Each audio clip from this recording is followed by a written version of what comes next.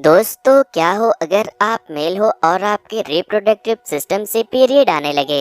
आज की हमारी कहानी एक ऐसे ही 14 साल के लड़के के बारे में है जिसे पीरियड्स आने लगते हैं, जिसके बाद उसके साथ क्या क्या होता है यह आपके होश उड़ा देगा। तो पूरी कहानी जानने के लिए इस वीडियो को कान में हेडफोन लगाकर एंड तक जरूर देखें। कहानी की शुरुआत में हमें वावा नाम के एक 14 साल के लड़के को अपने बेड पर दर्द से तड़पते हुए दिखाया जाता है।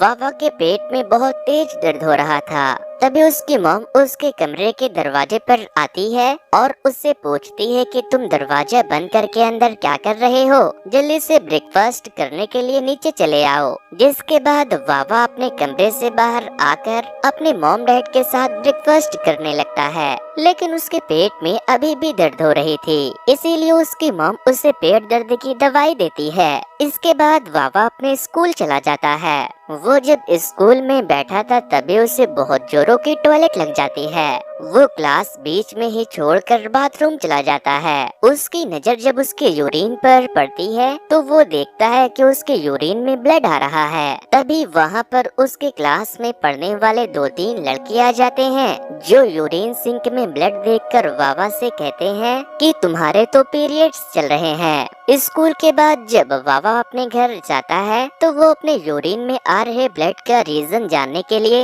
इंटरनेट पर सर्च करता है, जिससे उसे पता चलता है कि यूरिन में ब्लड आना ब्लैडर कैंसर की सिम्टम है। ये खबर जानने के बाद वावा बहुत डर जाता है और उसे लगने लगता है कि अब वो कैंसर की वजह से बहुत जल्द मर जाएगा। लेकिन वावा अपने बीमारी के बारे में अपने पेरेंट्स को कुछ नहीं बताता और अपने मॉम डैड के साथ बैठकर लंच करने लगता है। तभी उसे एक बार फिर से बहुत ही जोर की टॉयलेट लगती है।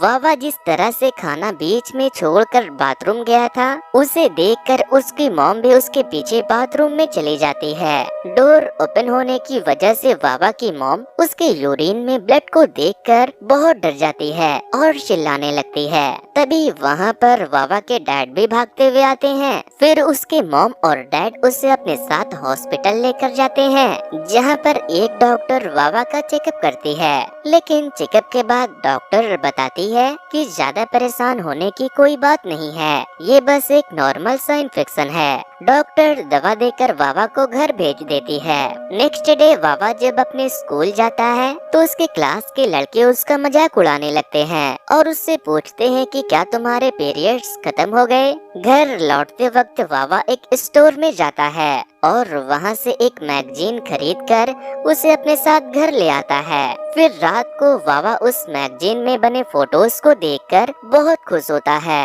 अब हमें ऑलमोस्ट 1 महीने के बाद का सीन दिखाया जाता है। वावा जब स्कूल में था तो उसके पेट में बहुत तेज दर्द शुरू हो जाता है।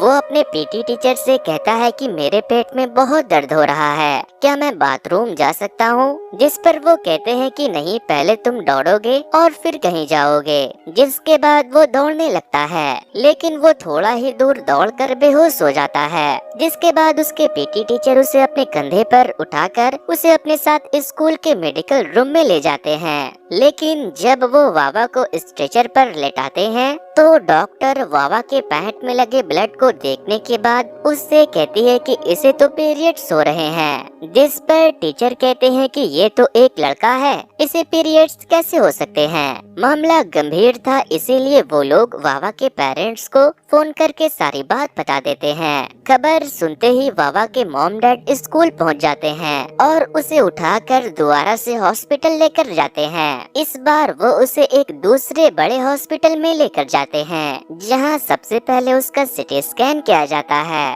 इसके अलावा उसका और भी कई तरह का जांच किया जाता है। इसके बाद डॉक्टर ली, जो वावा को डायग्नोस कर रहे थे, वो वावा के पेरेंट्स को अपने पास बुलाते हैं। वावा भी उनके साथ आता है, लेकिन डॉक्टर वावा के पेरेंट्स से अकेले में बात करना चाहते थे, इसीलिए वो अपने ट्रेनी को वावा के साथ वहाँ से भेज देते हैं। वावा के वहाँ से जाने के बाद डॉक्टर उसके पेरेंट्स से कहते हैं कि घबराने की कोई बात नहीं है। आपके बेटे को कैंसर जैसा कुछ नहीं है, लेकिन उसे एक ऐसी बीमारी है जो कि बहुत ही रेयर है और ये उसके उम्र बढ़ने की वजह से हो रहा है। डॉक्टर बताते हैं कि इंसानों में 3 तरह के जेंडर पाए जाते हैं, मेल, फीमेल और ट्रांसजेंडर, लेकिन आपका बेटा एक इंटरसेक्स है। ये सुनने के बाद वावा के पेरेंट्स बहुत ज्यादा हैरान हो जाते हैं, क्योंकि उन्हें नहीं पता था कि इंटरसेक्स किसे कहते हैं। तभी डॉक्टर उसे बताते हैं कि आपके बेटे वावा के पास एक नहीं बल्कि 2 रिप्रोडक्टिव सिस्टम है, एक मेल और दूसरा फीमेल का।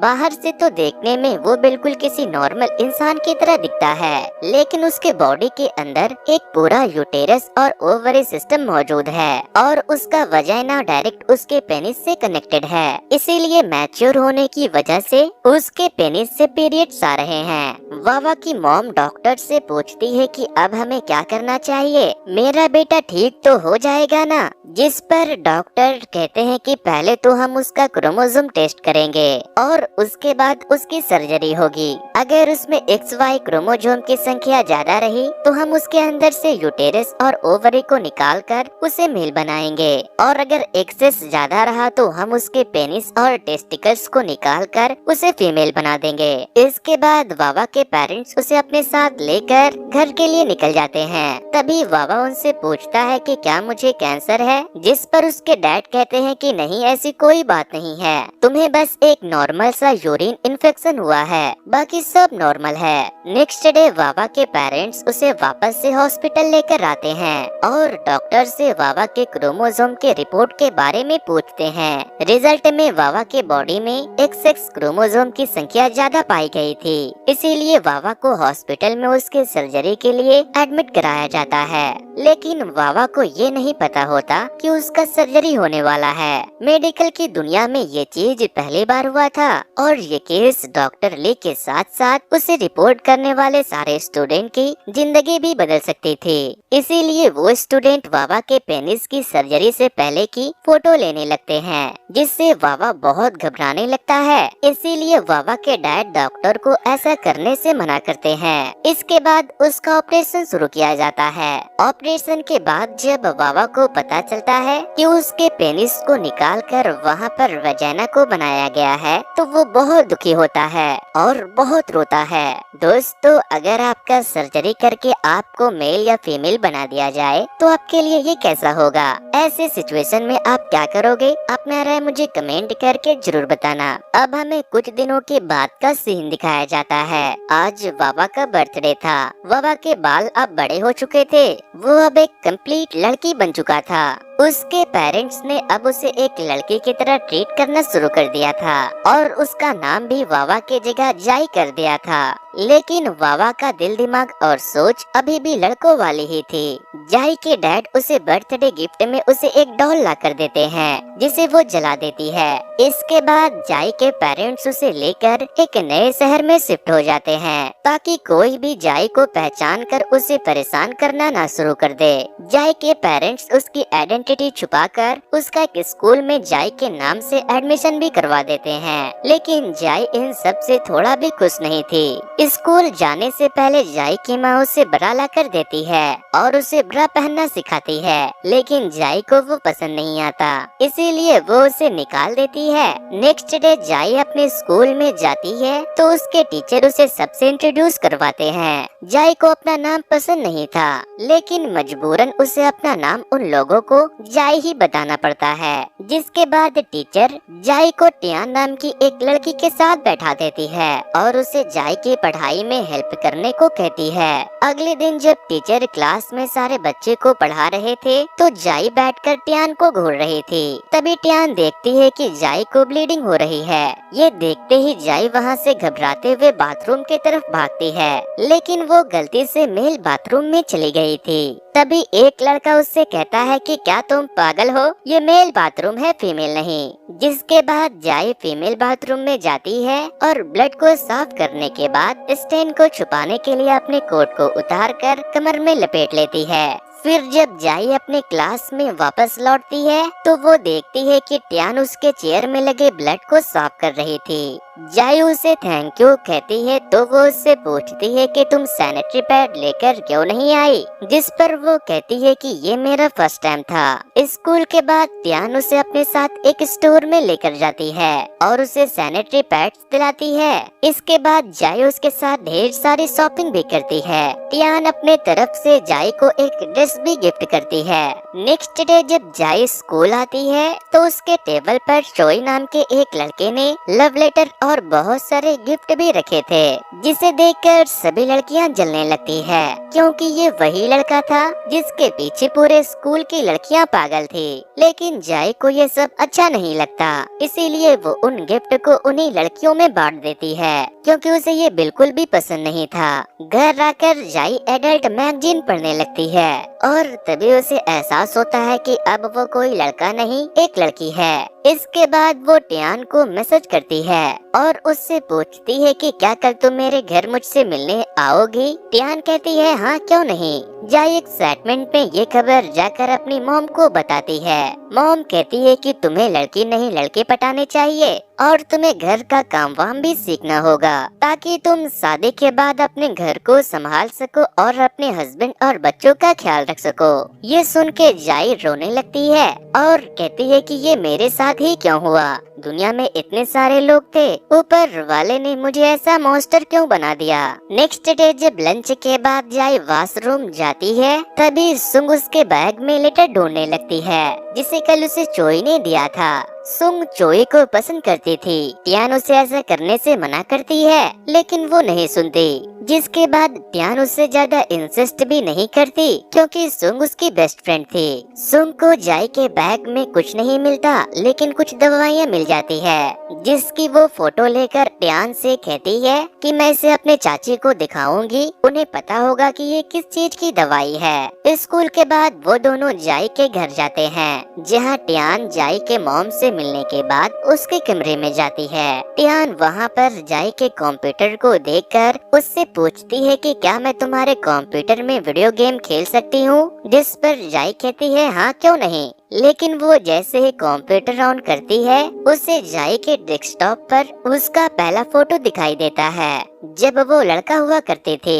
टियान उससे पूछती है कि ये कौन है, तो वो बताती है कि ये मेरा भाई है जो कुछ दिन पहले ही मर गया। ये बात सुनकर टियान जाई को गले लगाती है और दुख जताती है। टियान का उसे गले से लगाना जाई को बहुत पसंद आता है। फिर रात को जब टियान अपने घर पर थी तभी सुंग उसे फोन करती है और बताती है कि मुझे जाई के बैग में जो टैबलेट्स मिले थे वो डिप्रेशन का टैबलेट था, उसे डिप्रेशन है। जिसके बाद टियान सोचती है कि शायद अपने भाई की मौत के बाद जाई डिप्रेशन में चली गई, इसीलिए उसे उसका खास ख्याल रखना चाहिए। टियान उसे मैसेज करके बताती है कि कल मेरा बर्थडे है, हम साथ मिलकर सेलिब्रेट करेंगे। नेक्स्ट डे जाई और टियान एक बस में बैठकर कहीं जा रहे थे, तभी जाई के बगल में एक आदमी आकर बैठता है और उसे गलत तरीके से टच करने लगता है। जाई ये बात टियान को बताती है तो वो उसके मुंह पर क्लीनर फेंक देती है। इसके बाद वो दोनों टियान के मॉम से मिलने के लिए जाते हैं, जहाँ टियान के मॉम अपने शो के लिए तैयार हो रही थी। टियान की मॉम एक ओपेरा सिंगर थी। जो लोग नहीं जानते मैं उन्हें बता दूं, इस तरह की आवाज निकालकर गाना गाने वाले को ओपेरा कहते हैं। जाई टियान को उसके बर्थडे के मौके पर उसे एक इयररिंग गिफ्ट में देती है। टियान को वो गिफ्ट बहुत पसंद आता है लेकिन उसकी माँ को वो पसंद नहीं आता और वो जाई के गिफ्ट का मजाक उड़ा देती है। जिसके बाद वो लोग वहाँ से चले जाते हैं। वहाँ से जाते वक्त टियान जाई से अपने मॉम के बर्ताव के लिए उससे माफी मांगती है और फिर उससे कहती है कि मेरे डैड ने मेरे मॉम को छोड़कर किसी और से शादी कर ली, जिसके बाद मेरी मॉम ऐसी हो गई और फिर उन्होंने ओपेरा गाना शुरू कर दिया। टियान कहती है कि ये मेरा सीक्रेट था जिसे मैंने आज तक तुम्हारे अलावा किसी को भी नहीं बताया, तुम भी इसे किसी को मत बताना। उसकी बातों को सुनने के बाद जाई सोचती है कि टियान कितनी अच्छी है, वो मुझे अपना सीक्रेट बता रही है, मुझे भी उसे अपने बारे में सब बता देना चाहिए। इसीलिए वो टियान को बता देती है कि पहले मैं एक लड़का हुआ करती थी लेकिन मेरा सर्जरी करके मुझे लड़की बना दिया गया। टियान उसके बातों को समझ नहीं पाती तो वो उसे सारी बातें अच्छे से बताती है कि मेरे पास मेल और फीमेल दोनों के रिप्रोडक्टिव सिस्टम थे, इसीलिए मेरा ऑपरेशन करके मेरे बॉडी से मेल रिप्रोडक्टिव सिस्टम को निकाल कर मुझे फीमेल बना दिया गया। जाई को एक पल के लिए लगता है कि ये जानने के बाद टियान उससे दोस्ती तोड़ देगी, लेकिन वो ऐसा नहीं करती। उल्टा वो उसे गले लगाकर कहती है कि तुम हमेशा मेरी बेस्ट फ्रेंड रहोगी। फिर अगले दिन जब स्कूल के सारे बच्चे स्कूल की साफ सफाई कर रहे थे, तभी चोई जिसने जाई को लेटर दिया था वो उसके पास आता है और कहता है कि तुम आराम करो, तुम्हारा ये काम मैं कर देता हूँ। जिसके बाद जाई सुंग के पास जाती है और उससे पूछती है कि क्या मैं तुम्हारी कोई हेल्प कर दूं, जिस पर वो उसे धक्का देकर उसे वहाँ से जाने को कहती है। दरअसल सुंग चोई के पीछे पड़ी थी, लेकिन चोई जाई के पीछे, इसीलिए वो जाई से नफरत करती थी। लेकिन टियान को सुंग का बर्ताव बिल्कुल भी पसंद नहीं आता, इसीलिए शाम को वो उसे नदी के पास मिलने के लिए बुला लेती है और उसे समझाती है कि तुम्हें जाई से नफरत नहीं करनी चाहिए, तुम्हें उसे अच्छे से पेश आना चाहिए। जिस पर सुंग कहती है तुमने देखा ना कि जाई के वजह से चोई मेरे तरफ देखता भी नहीं। जिसके बाद टियान कहती है कि अगर मैं तुम्हें एक बात बताऊं तो तुम कभी किसी से कहोगी तो नहीं। सुंग कहती है कि हाय पगली, ये तुम कैसी बातें करती हो, मैं तुम्हारी बेस्ट फ्रेंड हूँ, मैं ऐसा कभी नहीं करूँगी। टियान उस पर भरोसा करके उसे बता देती है कि जाई के पास 2 रिप्रोडक्टिव ऑर्गन्स थे। पहले वो लड़का हुआ करती थी, लेकिन उसका सर्जरी करके उसे लड़की बना दिया गया, इसीलिए हमें उसका खास ख्याल रखना चाहिए। वुमेन। अब हमें अगले दिन का सीन दिखाया जाता है। आज जब जाई स्कूल आती है तो स्कूल के सारे बच्चे उसे बहुत ही अजीब तरीके से घूर रहे थे। उसे समझ नहीं आता कि आखिर वो लोग ऐसा क्यों कर रहे हैं। फिर जब वो अपनी क्लास में जाती है तो वो टियान को रोते हुए देखती है। वो उससे पूछती है कि क्या हुआ, तो टियान उससे माफी मांगने लगती है। तभी वहाँ पर सुंग आकर उससे कहती है कि मैंने कभी सोचा भी नहीं था कि तुम एक ट्रांसजेंडर निकलोगी। ये सुनते ही जाई के चेहरे का रंग उतर जाता है और सारे लोग उसे चढ़ाने लगते हैं, इसीलिए वो रोते हुए बाथरूम में भागती है। लेकिन तभी वो कुछ सीनियर से टकरा जाती है, जिसके बाद वो सीनियर उसे वहाँ से भगाने लगते हैं और कहते हैं कि ये गर्ल्स का बाथरूम है, किसी लेडी बॉय का नहीं। इसके बाद वो लड़कियां जबरदस्ती उसे पकड़कर उसके अंडरवेयर उतार कर उसे चेक करने लगती है। लेकिन तभी वहाँ पर टियान आ जाती है और उन सबको ऐसा करने से रोकती है। जाई रो रही थी, इसीलिए टियान उसे गले लगाती है, लेकिन जाई उसे धक्का देकर रोते हुए स्कूल से सीधे अपने घर चली जाती है। उसकी मॉम उसे रोता हुआ देखकर पूछती है तो वो कुछ नहीं बताती और अपने कमरे में जाकर खुद को बंद कर लेती है। अब हमें नेक्स्ट डे का सीन दिखाया जाता है। टियान जब स्कूल आती है तो जाई आज स्कूल नहीं आई थी। तभी वहाँ पर उनकी टीचर आती है और उन सब को बताती है कि तुम लोगों के परेशान करने की वजह से जाई अब स्कूल नहीं आएगी। इधर जाई अपने कंप्यूटर में गेम खेल रही थी। उसने 2 दिनों से खुद को कमरे में बंद रखा था। मॉम के 1000 कोशिश करने के बाद भी वो डोर नहीं खोलती, इसीलिए मॉम डॉक्टर ली को फोन करती है और जाई के साथ स्कूल में हुए इंसिडेंट के बारे में बताती है। जिस पर डॉक्टर कहते हैं कि मैं अभी यूएस में सेमिनार देने के लिए आया हूँ, मैं जब तक वहाँ नहीं आता तब तक आप उसका चेकअप करवा लो। डॉक्टर ने जाई के केस और उसके ट्रांसफॉर्मेशन के वजह से बहुत नाम कमाया था। अब उसे देश विदेश के डॉक्टर जानने लगे थे। अब हम जाई को अपने मॉम के साथ उस शहर को छोड़कर जाते हुए देखते हैं, क्योंकि अब उसके बारे में सबको पता चल गया था।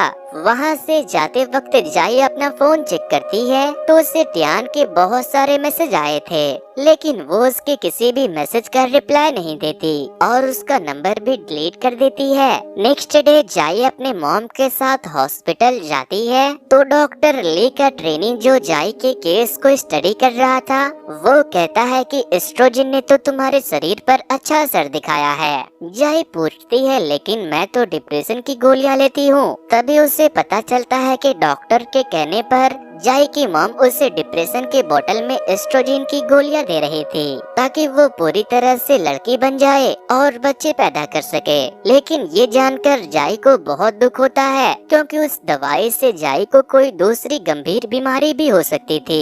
इसके बाद डॉक्टर जाई का सिटी स्कैन करके उसे घर भेज देते हैं। लेकिन देर रात अचानक से जाई की नींद खुलती है तो वो रोने लगती है और चिल्लाने लगती है क्योंकि वो अपने सपने में खुद को समंदर में डूबते हुए देख रही थी। उसकी आवाज सुनकर जब उसके मॉम डैड वहाँ आते हैं तो वो उनसे पूछती है कि आप लोगों ने मेरी जिंदगी क्यों बर्बाद कर दी, जिस पर उसकी मॉम कहती है कि अगर हम लोग ऐसा नहीं करते तो तुम्हें कैंसर हो जाता। जाई कहती है कि आप लोगों ने एक बार भी मुझसे नहीं पूछा कि मुझे क्या बनना है। जाई अपने पेरेंट्स पर बहुत गुस्सा होती है और उसे अपने पेरेंट्स होने पर बहुत कोसती है, जिससे कि उसके पेरेंट्स भी बहुत रोते हैं। नेक्स्ट डे जाई को डॉक्टर ली से मिलने के लिए जाना था, लेकिन वो अपने मॉम से कहती है कि मैं अकेले जाऊंगी। वो अकेले ही डॉक्टर ली के घर उनसे मिलने पहुंच जाती है और उससे पूछती है कि आप मुझे एस्ट्रोजन क्यों दे रहे थे। डॉक्टर कहते हैं ताकि तुम एक कंप्लीट लड़की की तरह दिखने लगो, जिस पर जाई कहती है तुम मेरे साथ ऐसा कैसे कर सकते हो, क्या तुम्हें पता नहीं कि ये मेरे हेल्थ के लिए कितना हानिकारक है। डॉक्टर कहते हैं कि नहीं, ऐसी कोई बात नहीं है, ये सब मैंने तुम्हारे फ्यूचर के लिए किया ताकि तुम्हारी शादी हो जाए और तुम बच्चे पैदा कर सको। जाई कहती है अगर मैं सर्जरी नहीं करवाती तो मैं पूरे लाइफ वैसे ही रह सकती थी। डॉक्टर कहते हैं लेकिन तुम लड़के होने के बावजूद भी अपने बच्चे पैदा नहीं कर सकती थी। जाई कहती है कि सर्जरी से पहले मैं बहुत अच्छी थी, लेकिन तुमने मेरी जिंदगी बर्बाद कर दी। जिस पर डॉक्टर कहते हैं कि सोसाइटी में बस दो तरह के लोग होते हैं, मेल या फीमेल। सर्जरी से पहले तुम कुछ भी नहीं थी, मैंने तुम्हें एक नॉर्मल इंसान बनाया है, इसीलिए तुम अब मुझे ब्लेम करना बंद करो। तभी वहाँ पर डॉक्टर ली की मदर आ जाती है तो जाई वहाँ से जाने लगती है और जाते जाते डॉक्टर से कहती है कि तुमने मेरी जिंदगी बर्बाद की है, मैं तुम्हारी कर दूंगी। दरअसल डॉक्टर अगर चाहते तो वो जाई को लड़का रहने दे सकते थे, लेकिन डॉक्टर ने ऐसा नहीं किया क्योंकि ऐसा करने से जाई का केस दुनिया के सामने नहीं आता और वो इतना फेमस नहीं होते। इस काम में जाई के पेरेंट्स ने भी डॉक्टर का साथ दिया था क्योंकि वो नहीं चाहते थे कि उसके बेटे को कैंसर हो या उसके बच्चे ना हो। इसके बाद जाई एक फ्लावर स्टोर में जाती है और वहाँ से एक बुके लेकर अपनी मॉम को ले जाकर दे देती है। जाई की मॉम फ्लावर लेकर बहुत खुश होती है, उसे लगता है कि शायद मेरी बेटी ठीक हो रही है। फिर जाई अपने कमरे में जाती है और एक ब्यूटीफुल ड्रेस को पहनकर अपना मेकअप करने लगती है। वो खुद को लड़कियों की तरह तैयार करके पूरे कमरे में लड़कियों का परफ्यूम छिड़क देती है और खूब डांस करती है और इसी के साथ ये कहानी यहीं पर खत्म हो जाती है। कहानी में आगे जाई के साथ क्या हुआ ये हमें मूवी में नहीं दिखाया जाता, लेकिन मुझे लगता है कि शायद जाई ने खुद को लड़की के रूप में एक्सेप्ट कर लिया होगा या फिर उसने खुद को खत्म कर लिया होगा। खैर आगे क्या हुआ इसका सही अनुमान लगाना बहुत मुश्किल है। वैसे इस मूवी को जिस तरह से खत्म किया गया है वो इसके सेकंड पार्ट के तरफ भी इशारा करता है। अगर इसका सेकंड पार्ट आता है तो मैं उसे आप लोगों के लिए जरूर एक्सप्लेन करूँगा। अगर आप इसके सेकंड पार्ट को मिस करना नहीं चाहते तो आप इस वीडियो को लाइक करके मेरे YouTube चैनल को जरूर से सब्सक्राइब कर दे और बेल आइकन को जरूर से दबा दे ताकि मेरे सेकंड पार्ट अपलोड करते ही आप लोगों तक नोटिफिकेशन जरूर पहुंच जाए। सो विल गाइस आज के वीडियो में इतना ही। वैसे दोस्तों कुछ दिनों पहले ही मैंने एक ऐसे ही कोरियन ड्रामा को एक्सप्लेन किया था जिसे आप लोगों ने अगर नहीं देखा तो वॉच नेक्स्ट पर क्लिक करके